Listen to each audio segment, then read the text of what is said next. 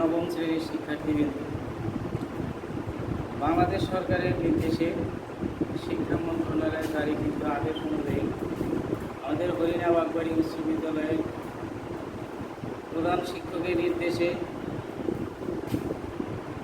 তার ধারাবাহিক রুটিন মোতাবেক আজকে আমি তোমাদের নবম শ্রেণীর ছাত্রছাত্রীদেরকে কৃষি শিক্ষা বিষয়ে পড়াবো।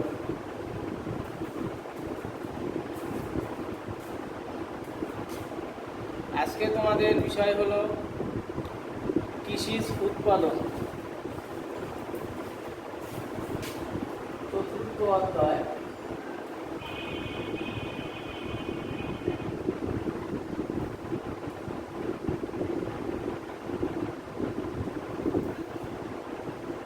কৃষিজ উৎপাদন অর্থাৎ কৃষিতে কী কী জিনিস উৎপাদন হয়।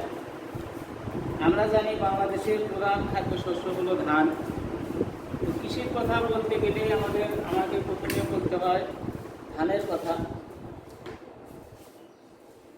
বাংলাদেশে বিভিন্ন প্রকার মাঠ ফসল আছে, যেমন ধান, গম, সরিষা, কলাই ইত্যাদি। এর মধ্যে আমাদের প্রধান খাদ্যশস্য হলো ধান। এই ধান চাষ সম্পর্কে আমি আজকে আলোচনা করব। ধান চাষের প্রথমে জমি নির্বাচন করতে হয়। জমিটা কেমন হবে? দোআঁশ এবং এঁটেল দোআঁশ মাটিতে ধান চাষ করা হয়। বাংলাদেশে প্রায় সব জায়গাতেই কম বেশি ধান চাষ হয়, তবে যে সমস্ত এলাকাতে দোআঁশ এবং এঁটেল দোআঁশ মাটি আছে সেখানে ধানের ফলনটা ভালো হয়। বাংলাদেশে 3 ধরনের জাত আছে ধানের। একটা হলো উপসি জাত, অর্থাৎ আধুনিক, যেটা ধান গবেষণা বাংলাদেশ রাইস রিসার্চ ইনস্টিটিউট কর্তৃক যে ধানটা উদ্ভাবন করা হয় সেটাকে বলা হয় বিরি, অর্থাৎ বাংলাদেশ রাইস রিসার্চ ইনস্টিটিউট কর্তৃক উপসি বা আধুনিক জাতের ধান চাষ। একটা আছে, এটাকে উন্নত জাত বলা হয়। একটা হলো পুরাতন, অর্থাৎ আগে যে ধান চাষ করা হতো, আধুনিক স্থানীয় জাত। আর একটা আছে স্থানীয় উন্নত জাত। 3টা জাত। 1 নম্বর হলো স্থানীয়, 2 স্থানীয় উন্নত, 3 উপসি বা আধুনিক। স্থানীয় জাতের মধ্যে আছে কটকতারা, কালিজিরা, হাসি কমলি, নাইজার শাহিল, লতি শাহিল, বিনা শাহিল ইত্যাদি। এই ধানগুলো যদিও আমাদের দেশে আগে চাষ করা হতো, কিন্তু এর ফলন কম বিধায় এখন চাষ পদ্ধতিতে স্থানীয় জাতটা কম প্রাধান্য পাচ্ছে। এরপরে আরেকটা আছে স্থানীয় উন্নত জাত। স্থানীয়র ভিতরেই আরেকটু উন্নত, অর্থাৎ কটকতারা, কালিজিরা, হাসি কলমি, নাইজার শাহিল ইত্যাদি।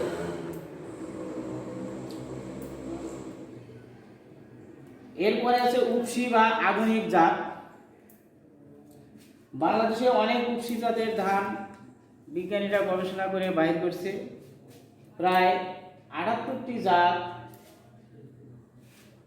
বিরি কর্তৃক উদ্ভাবিত হয়েছে। এই জাতগুলো আমরা আবার 3টা মৌসুমে চাষ করে থাকি। বাংলাদেশের ধান চাষের মৌসুম হলো কয়টি?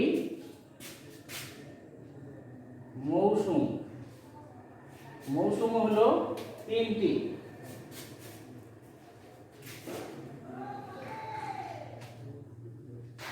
আউশ, আমন ও বোরো। আউশ, আমন, 3 বোরো। এই 3টা মৌসুমে ধান চাষ করা হয়। আউশ মৌসুম, আমন মৌসুম এবং বোরো মৌসুম। আউশ মৌসুমে আমরা সাধারণত কি কি জাতের ধান চাষ করে থাকি, যেমন BR20, BR21, 20-এর আবার বাংলা নাম আছে, তার নিজামি। 21-এর বাংলা নাম আছে যেমন নিয়ামত। আমন মৌসুমে আমরা সাধারণত চাষ করে থাকি BR5, BR11, BR22, বিধান 56 ইত্যাদি। বোরো মৌসুমে আমরা বেশি, এই মৌসুমে ফলনটা বেশি হয় বোরো মৌসুমে, এখানে সেচ দিয়ে আমরা আবাদ করে থাকি। এই মৌসুমে সাধারণত আমরা বিধান 28, বিধান 29, বিধান 45, বিধান 50, হাইব্রিড 1, হাইব্রিড 2 ইত্যাদি ধানে চাষ করে থাকি।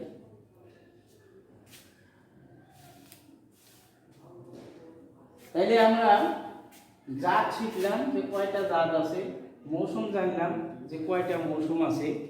এই মৌসুমগুলোতে আমরা এখন কি কি পদ্ধতিতে চাষ করে থাকি, চাষ করতে আমাদের কি কি করণীয়। করণীয়ের মধ্যে আছে যে প্রথমে আমাদেরকে বীজ বাছাই করে নিতে হবে, কারণ কথাই আছে যে ভালো বীজে ভালো ফসল হয়। বীজ যদি আমাদের ভালো না হয় তাহলে ফসল ভালো হবে না। এই জন্য বীজের ভিতরে যাতে অন্য জাতের বীজ না থাকে, ধুলাবালি বা খড়কুটা ময়লা আবর্জনা না থাকে, এই জন্য বীজ বাছাই করে নিতে হবে। তারপরে বীজ শোধন করে নিয়ে বীজটা জাগ দিতে হবে, অর্থাৎ আমরা ভিজিয়ে রাখি, ভিজিয়ে রেখে তারপরে 2 দিন বা 3 দিন পরে আমরা যখন ধানের একটু সামান্য সাদা শ্বাস বাহির হয় গাছের মতো সাদা, তখন আমরা এটা বীজতলায় রোপণ ছিটিয়ে দিই, বপন করি। এখানে কিন্তু বপন আর রোপণ দুটো জিনিস আছে। বপন হলে যেটা আমরা ছিটিয়ে দিই এটা বপন, আর রোপণ হলে এক জায়গা থেকে চারা করে সেই চারাটা নিয়ে এসে যেটা রোপণ লাগাই আমরা, সেটাকে বলি হলো রোপণ। এখন বীজতলা তৈরি, বীজ যখন আমরা বাছাই করলাম তারপরে শোধন করলাম, এখন বীজতলা তৈরি করতে হবে। এই বীজতলা দুটোভাবে আমরা তৈরি করি, একটা হলো শুকনা বীজতলা আর একটা হলো ভিজা বীজতলা। শুকনা বীজতলা আমরা বেশ আড়াআড়ি 4-5টা মই দিয়ে মাটিকে ঝুরঝুরা করে নিতে হয়, তবে মাটি অবশ্যই রসালো থাকতে হবে, আর্দ্রতা থাকতে হবে মাটিতে। মাটিতে যদি আর্দ্রতা না থাকে তাহলে কিন্তু বীজ গজাবে না। আর ভিজা বীজতলা যেটা, সেটা আমরা কাদা তৈরি করি, কাদা তৈরি করে পানি দিয়ে কাদা বানাই, কয়েকটা চাষ এবং মই দিয়ে কাদা তৈরি করে তারপর বীজতলা ছিটিয়ে দিই, বীজ ছিটিয়ে দিই। এরপরে বীজতলায় কিছু পরিচর্যা আছে। বীজতলায় বীজ লাগাইলাম, কিন্তু যদি পরিচর্যা আমরা না করি তাহলে দেখা যাবে যে বীজতলা নষ্ট হয়ে বীজতলায় বীজের গাছ নষ্ট হয়ে যাবে। এই জন্য বীজতলার চারিদিক দিয়ে আমাদের কি বেড়া দিতে হবে, গরু ছাগলের হাত থেকে রক্ষার জন্য। আর আগাছা বা অন্য কোনো ঘাস জন্মিলে সেটা পরিষ্কার করে দিতে হবে। এরপরে বীজতলা থেকে চারাটা উঠাতে হবে, চারা উঠে নিয়ে আমরা মূল জমিতে রোপণ করব। এখন জমিটা আমরা কীভাবে তৈরি করব, যে 4 থেকে 5টি আমরা আড়াআড়ি চাষ ও মই দিয়ে মাটি ঝুরঝুরে করে তৈরি করব। তারপরে জমিতে আমাদের কি কি সার প্রয়োগ করতে হয়, যেমন পচা গোবর প্রতি শতক জমিতে, অর্থাৎ প্রতি 40 বর্গমিটার জমি অর্থাৎ 1 শতক জমিতে আমরা পচা গোবর বা কম্পোস্ট সার দেব 20 কেজি, ইউরিয়া 360 থেকে 840 গ্রাম, টিএসপি 300 থেকে 500 গ্রাম, এমপি 160 থেকে 280 গ্রাম, জিপসাম 240 থেকে 280 গ্রাম এবং দস্তা 40 গ্রাম।